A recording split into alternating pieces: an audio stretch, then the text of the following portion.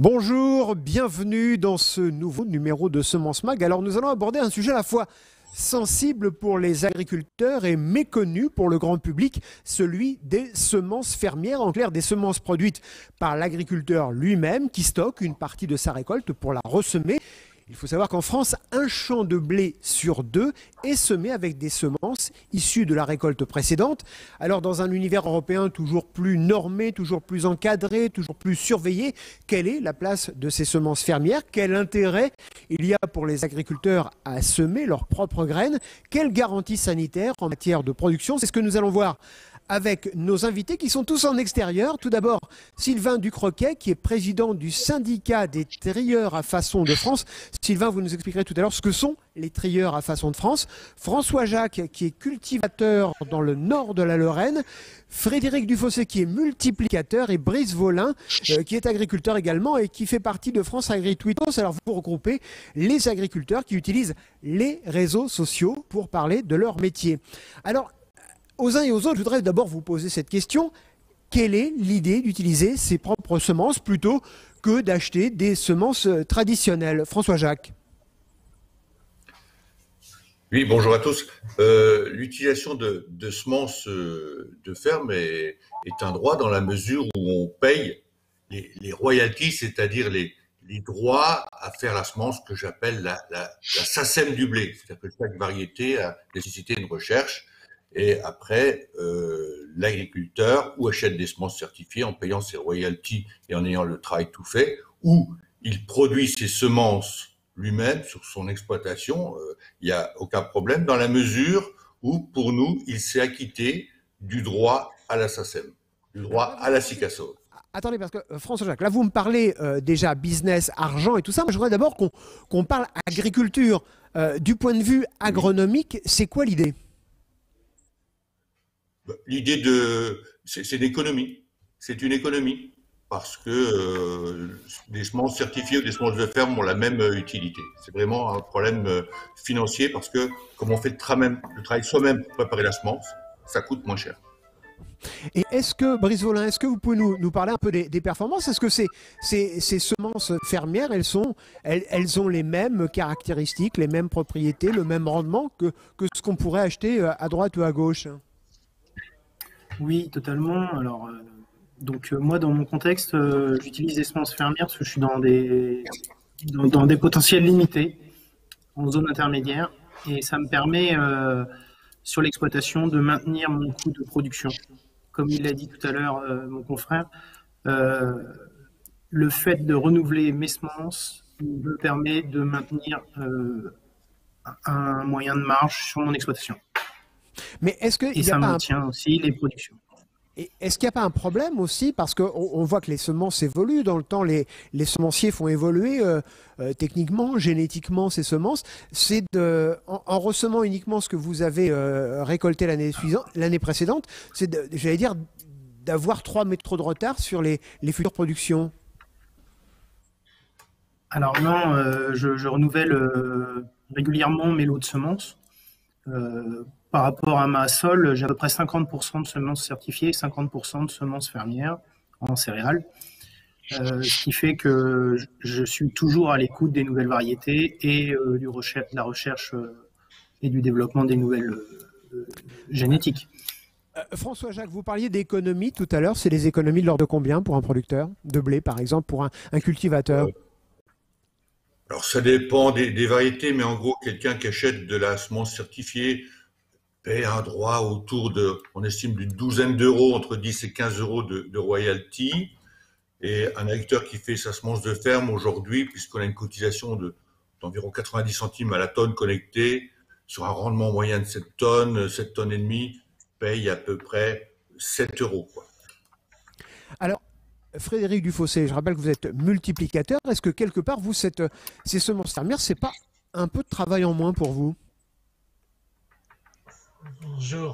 Bonjour à tous. C'est quelque part un travail en moins, mais comme a dit mon collègue, c'est une nécessité maintenant sur nos exploitations, c'est une nécessité économique des agriculteurs de gérer au plus près leur coût de production. Il faut rappeler quand même qu'on a des prix des céréales qui ont pas fluctué beaucoup depuis quelques décennies.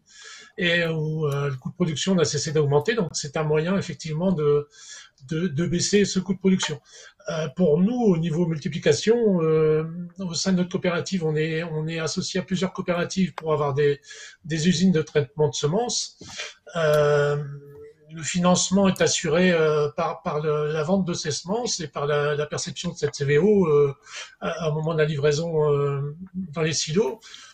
Donc je pense qu'il y a moyen de concilier l'ensemble. Et alors, Sylvain Ducroquet, je rappelle que vous êtes président du syndicat des trieurs à façon de France. Alors tout d'abord, pour nos amis téléspectateurs qui ne connaissent pas forcément les trieurs à façon, expliquez-moi en quelques mots ce qu'est votre métier.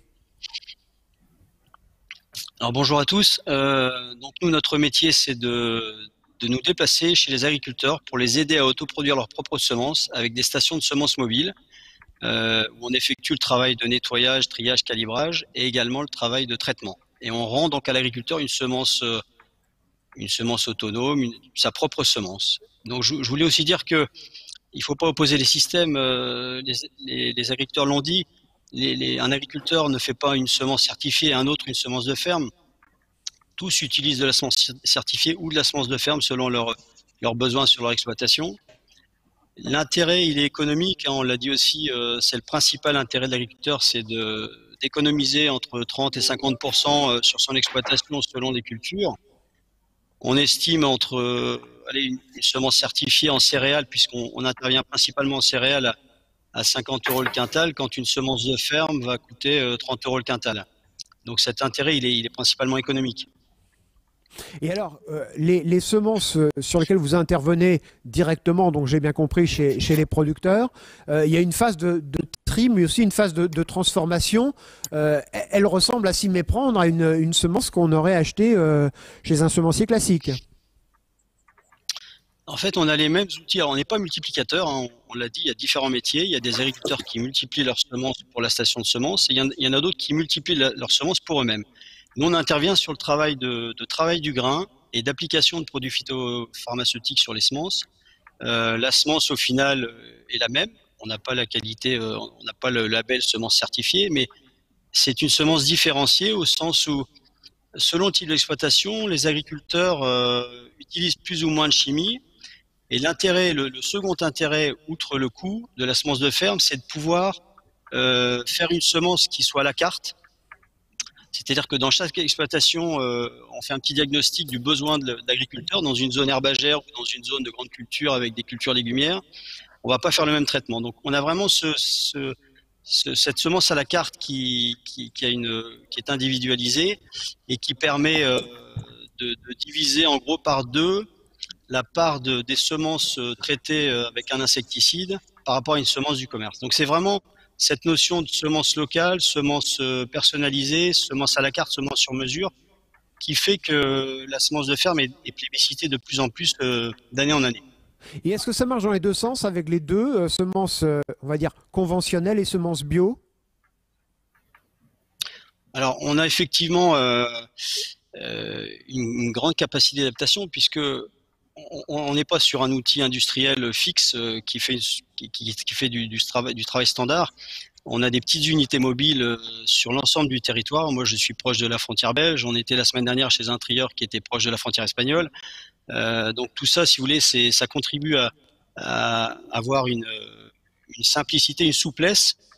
Alors, souplesse dans le choix du traitement, souplesse dans le conditionnement. On peut faire du vrac, on peut faire du big bag si l'agriculteur le souhaite. Souplesse dans le type d'agriculture. On a donc des machines bio aujourd'hui qui sont sur le territoire. On a plusieurs stations de semences mobiles qui ont été mises en circulation depuis 3-4 ans. Et puis, souplesse aussi dans le choix des traitements. Je le disais, on a des agriculteurs aujourd'hui qui souhaitent moins de chimie, qui souhaitent des produits alternatifs, des vinaigres, des copsides. Nous, sur le lieu de la ferme, on peut le décider 5 minutes avant de dire qu'est-ce qu'on met comme type de traitement. Et donc, on a aussi une agriculture il y a le bio, il y a l'agriculture de conservation, des gens qui font des mélanges d'espèces, qui associent des espèces complémentaires sur les parcelles. Et on a des outils aujourd'hui, je le disais lors d'une journée porte ouverte il y a quelques jours, qui contiennent donc un trieur alvéolaire, un trieur, un séparateur enfin différents outils, un trieur optique. On a 2 machines optiques qui vont arriver sur le marché cette année, donc des ensembles. Donc ce sont des stations de semences fixes sur roulette.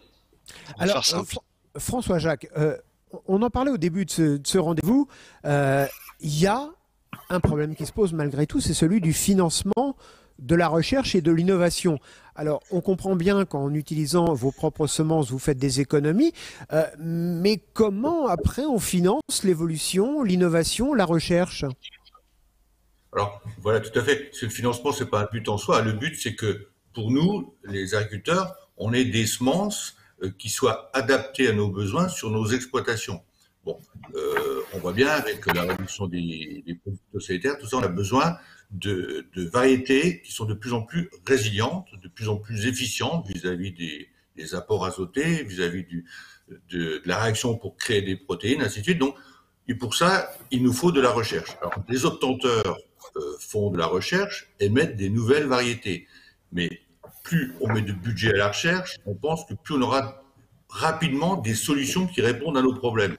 Alors, quand on fait de la semence de ferme, et encore une fois, c'est une méthode qu'on fasse ces semences de ferme par des trieurs à façon, que l'agriculteur il soit équipé lui-même sur son exploitation, qu'il achète de la semence certifiée et qu'il fait faire ses semences par une coopérative, une station de semences.